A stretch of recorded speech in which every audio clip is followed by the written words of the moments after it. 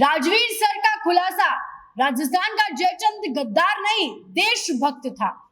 जी, आज तक बिना वजह बदनाम हो रहे थे जयचंद। देखिए, अगर कोई गद्दारी करता है तो उसे इजीली, बहुत कैजुअली, आमतौर पर जयचंद कह दिया जाता है कि तुम तो जयचंद हो, तुमने गद्दारी की है। यूं कह लीजिए, जयचंद को हम गद्दारी का ब्रांड एम्बेसडर बना चुके हैं। लेकिन हिस्टोरियन राजवीर या फिर राजवीर सर के नाम से जिन्हें जाना जाता है, जो हिस्ट्री के बड़े फेमस टीचर हैं, उनके मुताबिक राजस्थान के जयचंद कोई गद्दार नहीं थे, बल्कि बहुत बड़े देशभक्त थे। हाल ही में राजवीर सर ने रणबीर अलाहाबादी के पॉडकास्ट में राजा जयचंद को लेकर कहा कि वो बहुत बड़े धर्मपरायण राजा थे। ऐसा कहा जाता है कि गौरी को भारत में बुलाने वाले जयचंद थे।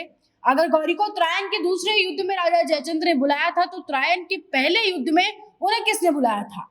इससे पहले गजनवी खुसरो शाह के युद्ध में किसने बुलाया था? जयचंद कन्नौज के बड़े राजा थे। अगर उन्होंने उसे बुलाया था तो उनकी त्रायन के युद्ध में अगली लड़ाई गौरी के साथ क्यों होती?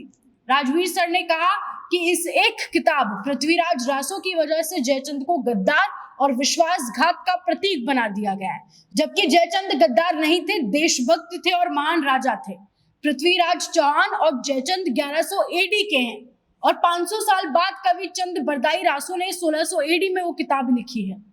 महान लेखक शांति स्वरूप बुद्ध ने लिखा है कि महाराजा जयचंद गद्दार नहीं थे, परम देशभक्त थे और बौद्ध राजा थे।